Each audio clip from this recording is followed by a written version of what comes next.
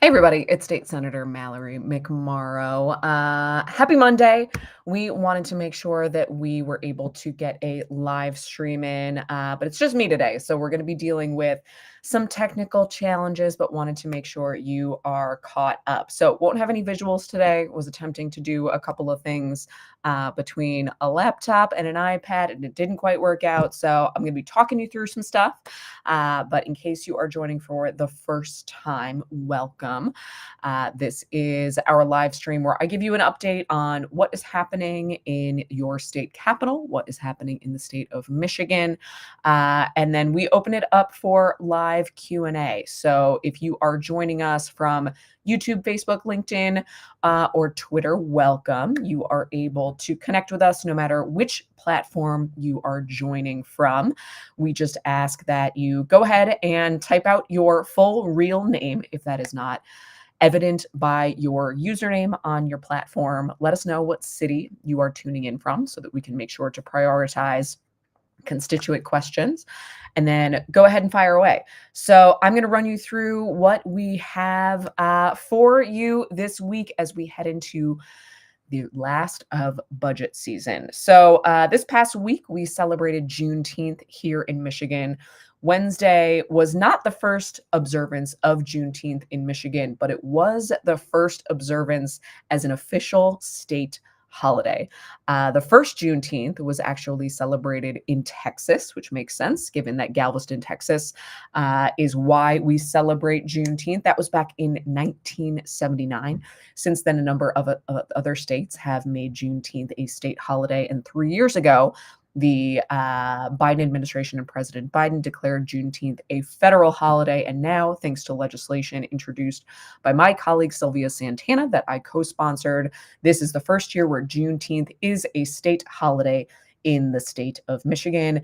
And I said at an event in Oak Park that this really is a holiday that we should all celebrate. This is a moment in which the United States of America got one step closer to achieving the aspirations of a place where everybody is free. And that is something worthy of celebration. And for me, thinking about it, especially in this moment where everything has become so divisive, I think Juneteenth is a really shining example of being able to celebrate when we get it right. So I hope that we take the momentum, the celebration from Juneteenth with us as we move forward and continue to seek out ways to reach that high aspiration of our country where we are a more perfect union and we continue to strive to take down barriers so that all of us, no matter your background, race, religion, gender, are equal here in the state of Michigan and in the United States. June is also Pride Month, and I'm committed every day to standing up for everyone, as was evidenced in what I just said about Juneteenth. And that is true of Pride Month. In the Senate, we have worked to expand the Elliott Larson Civil Rights Act, that is Michigan's state civil rights act, to explicitly protect LGBTQ Michiganders from discrimination in housing and employment. This is an effort that was 50 years in the making and will protect our LGBTQ plus friends, family, coworkers, and neighbors against discrimination. It also will provide protection in educational facilities, housing, and real estate. In addition to passing a resolution officially recognizing June as Pride Month, we passed bills to ban the harmful practice of so-called conversion therapy. This is legislation that I proudly sponsored this session and in sessions past that we were able to get done within the past 2 years. And also, this is breaking news out of the Senate this week. We passed legislation out of the Senate that now goes back to the state House to prohibit the use of the so-called gay panic defense. This is something where it has actually been completely legal if you attack somebody, if you harm somebody, that in a court of law, it is not uncommon for people to claim that they were under threat or that they were afraid because they thought that somebody was gay. So this is something that is really, really important to make sure that as we think about equality, that it is not legal to attack somebody because you think that they might be gay. So this legislation was introduced in the House by Representative Lori Pahutsky. We passed an amended version out of the Senate. It goes back to the State House for further consideration. Something that is really important to me, I attended the Berkeley Pride Festival yesterday, and it was just a really big moment of celebration. And I spoke to one older resident who just said how deeply moving it was that his city that he lives in is so welcoming and open, and that it is not something that was always the case. So I hope that we keep this type of energy going where we welcome everybody. And something you may have heard me say is that I know that hate will only win when people like you and me stand by and let it happen. So let's all make sure that we're welcoming. You don't know when somebody might need to hear it. They might need to feel welcome in a way that we can offer them in all of our lives, in our communities, and in our public places. Let's support everybody. All right, shifting into another observation that we have here in June. June is National Gun Violence Awareness Month, which we commemorated. This is the 6th year in a row where I introduced, and the 2nd year in a row where we adopted an official Senate resolution recognizing Gun Violence Awareness Month. And the timing couldn't be more poignant. We have seen a rash of gun violence incidents throughout our state and in our area. There was a mass shooting at a splash pad in Rochester Hills just a few days ago, as well as shootings in Lathrop Hills and elsewhere. And this has become a really devastating experience. We know that in 2020, gun violence surpassed car accidents as the #1 cause of death for minors in the state of Michigan, which is what we're seeing across the country. Firearm deaths among adolescents jumped 30% between 2019 and 2020 alone. We know, for example, that anxiety, depression, thoughts of suicide, these are much more dangerous with easy access to a firearm. And on top of that, we have seen way too many cases of kids either losing their lives or seriously injuring themselves or loved ones just by getting access to a gun that was carelessly left out and loaded in a home.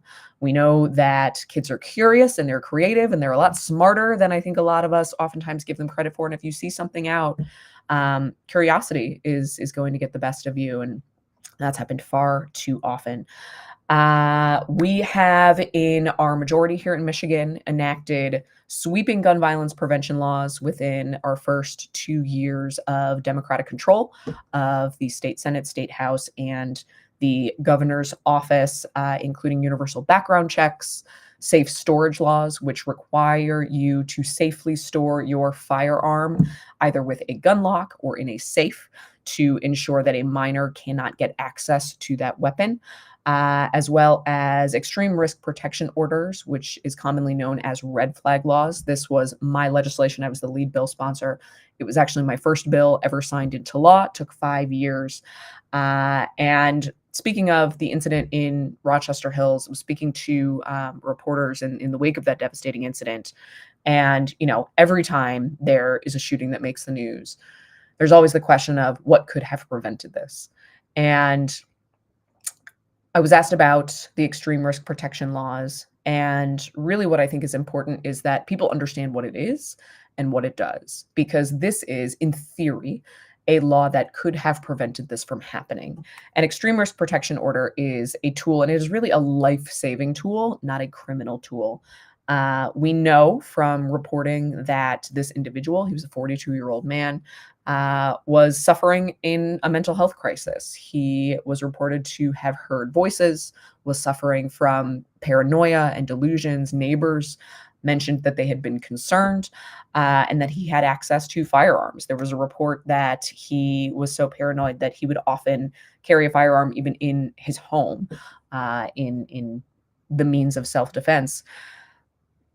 But if law enforcement aren't aware of this, if they don't know that somebody is in a crisis and may be an immediate risk to themselves or others, they can't do anything about it. So an extreme risk protection order allows immediate family members, somebody who lives with an individual, somebody who's in a romantic relationship with an individual, as well as law enforcement officers and medical and mental health professionals to request an extreme risk protection order from a judge. You have to provide evidence. There must be substantial evidence that this individual is an immediate risk to themselves or others. And then only a judge can issue an extreme risk protection order, which would allow law enforcement to temporarily confiscate any firearms that this individual owns and would also prevent them from purchasing a firearm. But if people aren't aware of it and they don't exercise it, it's not effective. So we oftentimes hear law enforcement say, and it was no different in this situation, that there were a lot of red flags, but nobody said anything. So this is something that's really important. And for those who may be in this situation, I know it can be scary to think about reporting somebody you love. But that's why I think the differentiation is really important. This is not a criminal report. This acknowledges that the individual has not committed a crime yet, but that the presence of a firearm, given the state that they are in, if they have made threats against themselves or others, if they are suffering from delusions like this gentleman was, that they should not have access to a firearm. So if you are concerned about a loved one, this is a tool that is available. And we will make sure that we share information about how to use it. And if you are ever in immediate danger, of course, call 911. And if you yourself are experiencing a mental health crisis, you can always call or text 988. I think a lot of people are not aware that that crisis hotline exists and that you can access it by texting if you're in a place where picking up the phone to call feels too difficult. All right, moving on. We are in the middle of budget negotiations in the legislature. So we are hopefully days away from passing our state budget. You can find out a lot of information. We will share, like I said, some of the slides that we put together on this, hopefully in our next live stream when I can figure out how to do all of these things at once and share a presentation without it taking over my entire screen. If you know how to do that, by the way, if you know how to open up a PowerPoint and share it and share a screen within Restream without it taking over your entire screen, let us know. That would be super helpful. We are in the process of finalizing budget negotiations and passing a budget out of the legislature. So the way that the budget process works is in January, the governor presents her budget recommendations to the legislature. That really kicks off the annual budget process. Then it gives the legislature the chance to respond. So for the past few months, from January to now, appropriations members and appropriations chairs in both the state House and the Senate have been hard at work passing budgets. There were budgets passed out of both the House and the Senate. They then come together in what is called conference committee, which has been working diligently around the clock for the past few weeks to negotiate between the two chambers on what the budget should look like. And then those final bills come to the floor in both the House and the Senate and will get passed out of both chambers. Those budget bills are then referred to the governor for her to either sign or veto. And then we start the process all over again. So a few years back, we passed legislation to require that budgets be done by July 1st. That is not constitutionally what is required. What is required in the state of Michigan is that budgets are passed by September 30th, October 1st. But schools start their budgeting process for the next school year in July. So we wanted to make this significantly easier. It's really hard to plan your budget if you don't know how much money you are receiving. So that has been something that we hit that deadline last year. I think that set a really good precedent. So we are hard at work to hit that deadline again. And we will share highlights of what is in the budget when the budget bills pass and head on their way to the governor. All right, this is where I really wish we had the graphics up, and we will be able to post this. And it's a shout out to sign up for our e-news. I can do this graphic. So right here, shoot us an email, sign up for our email newsletter. It is not spam. This is my official Senate email newsletter. It is not fundraising. You're not going to get scammed with political texts.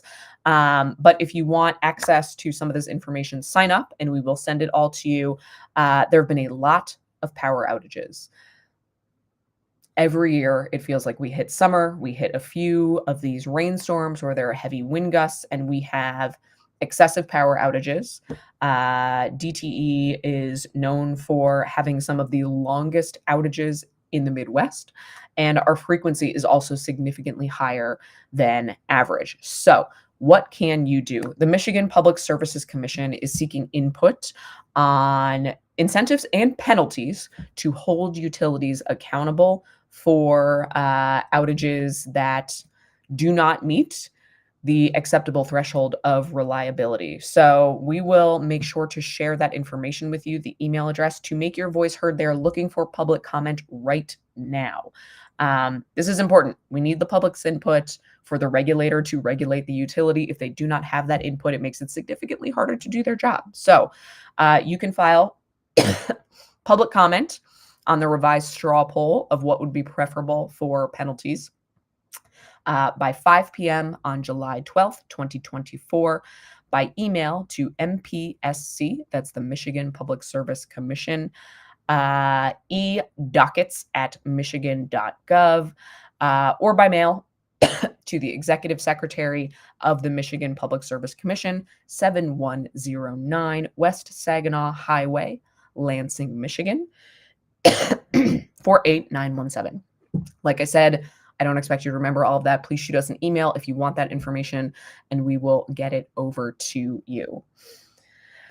Next up, legislation was introduced in the Senate from my colleague, Senator Sarah Anthony, referred to as the Tenant Empowerment Package. We have heard from a number of you about how little power you have as a renter or a tenant, and we have heard you loud and clear. I am a co-sponsor of these bills, which would protect tenants' rights and tighten Michigan law to ensure that renters have the tools that you need to fight for your rights.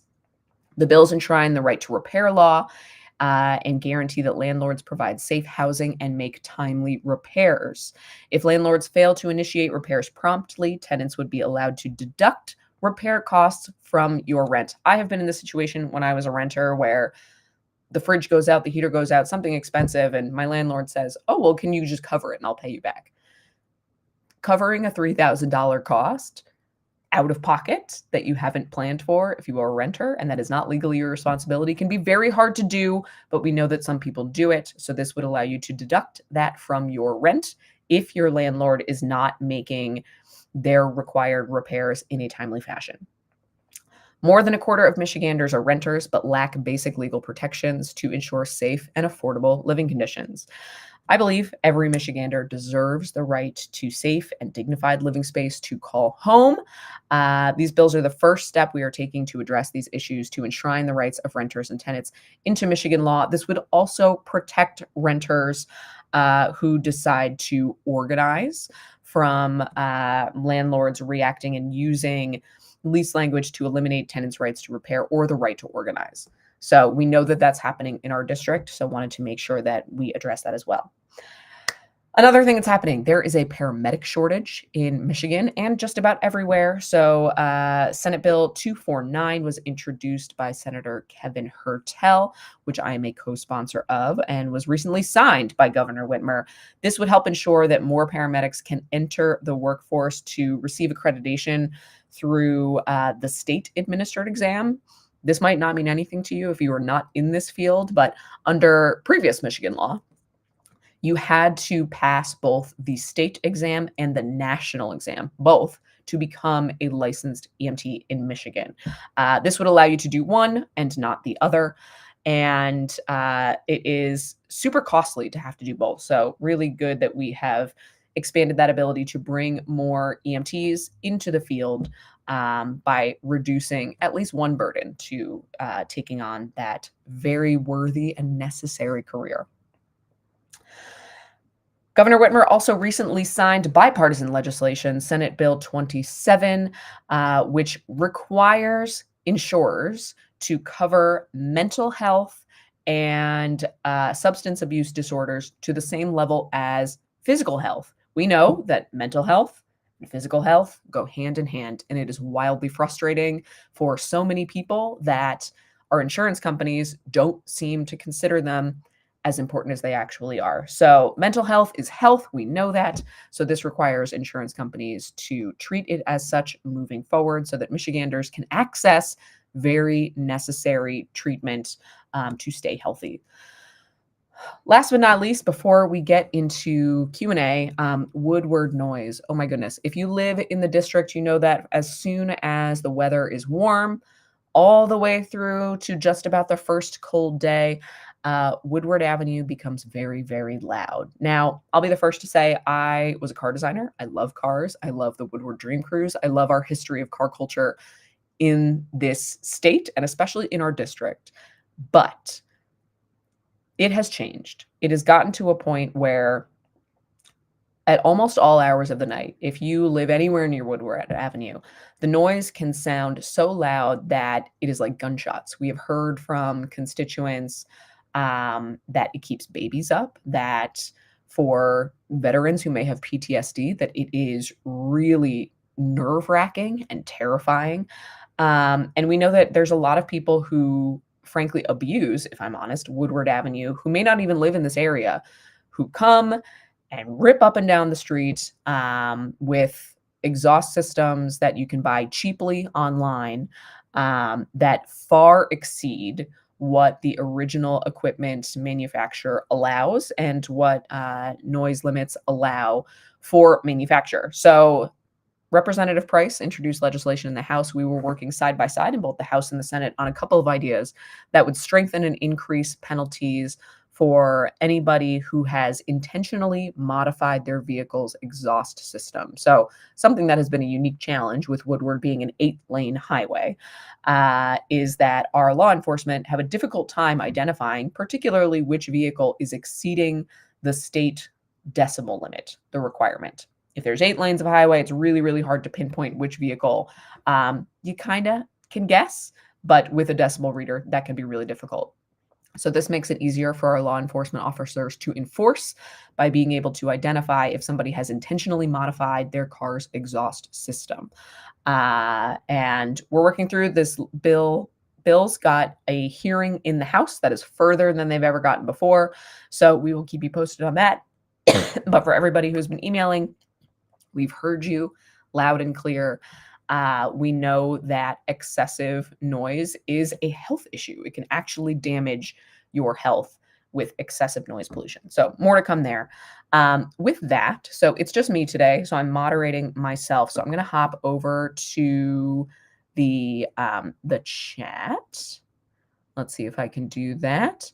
Okay, so I'm going to be scrolling through the questions. If you see my eyes kind of darting around, that's why. It's just me. So friendly reminder again, if you are going to go ahead and ask a question, now is your chance. Please use your full name, type it into the comment section if that is not evident by your username, and let us know what city you live in so that we can make sure to, and by we, I mean me, prioritize constituent comments first. And I will go ahead and fire away. Bear with me. Okay. Transit Riders United, in case you don't know, is a transit advocacy group here in Metro Detroit. And they ask, thank you, Mallory, for your efforts to boost state investment in transit. What is next?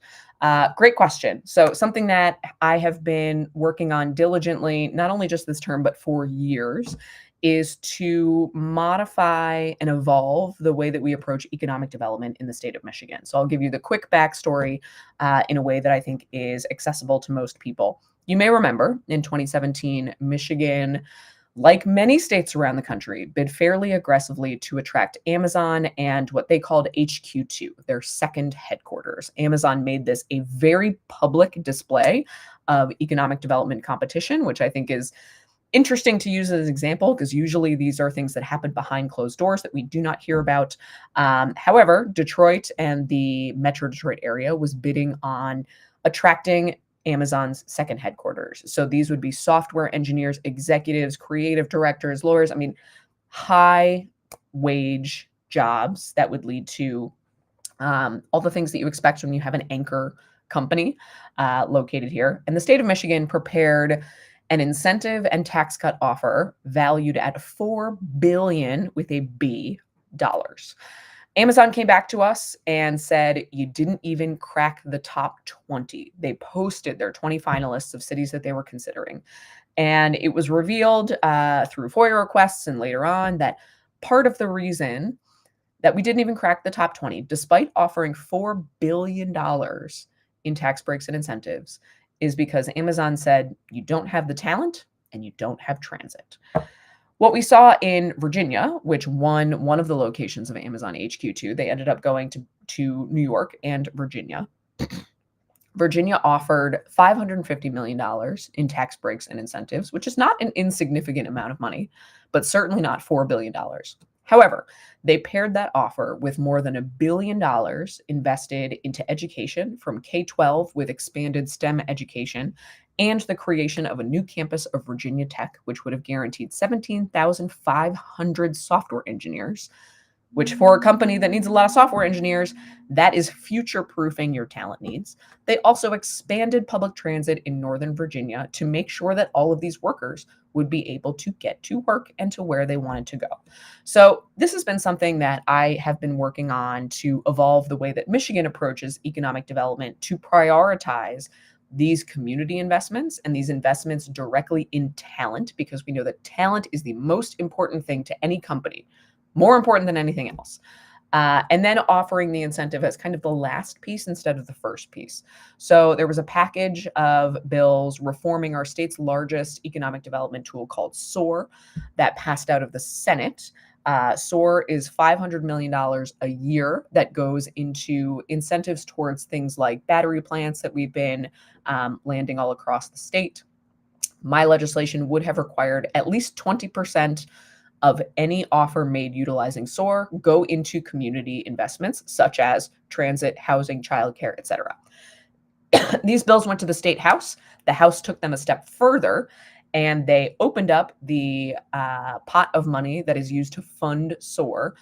SOAR is funded when corporate income taxes go above $1.2 billion a year. It's getting real wonky, but would create a few funds that would be funded first. So it would fund $50 million a year for revitalization and placemaking. That's something that we do right now. Right now, we fund housing, affordable housing, $50 million a year. This would have increased that from $50 million to $100 million a year. And critically, for our Transit Riders United, it would have funded a new transit fund for the first time in state history to the tune of $200 million a year, totaling $2 billion invested in transit over the next 10 years. And then after that, it would deposit $250 million into the SOAR fund. Collectively, investments in place, housing, transit, and then incentives would be a more holistic economic development package of funding, similar to what we saw working in Virginia. We saw a lot of momentum in the state house. It moved very quickly. It was unable to get voted off the floor last week, which would have been required to come back to the Senate in time to get that legislation passed before the end of kind of the budget season and the legislature's summer recess. But I got to tell you, I never expected this much momentum. There was a lot of support beyond. When the bills came up in the House, there were 90 groups who came out testifying in support for these bills. And to put that in comparison, I chair a committee.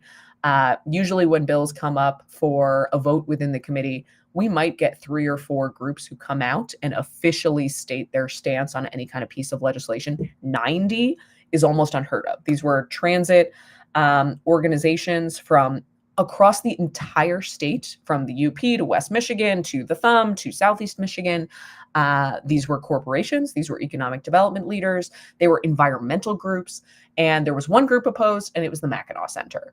So I'm really moved by how much energy there was. I think that there's a lot of tension in the middle of budget season. So I think that there is a path forward in the fall when the legislature comes back, and we will keep everybody posted on how you can help.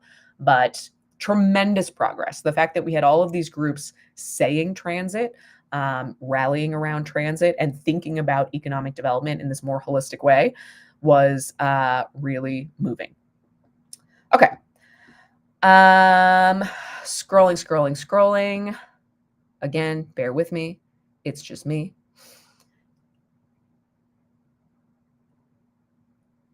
With the SOAR amendment getting voted down, what are the plans? Okay, we talked about transit.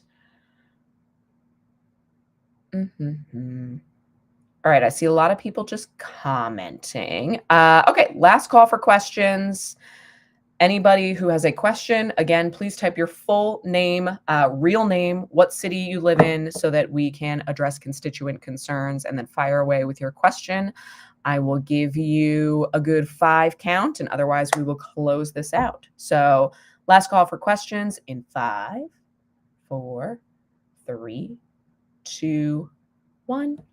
Awesome. Thank you, everybody, for tuning in and bearing with me rolling through this by myself on this Monday. We are headed into our last few weeks of budget, and then we want to get back to our regular schedule of doing this just about every other Sunday so that you can set your calendars if you want to tune in. If you found this helpful, please feel free to share with your friends. Send them our way. Let's see. Anything else that want to sign you up for? Okay.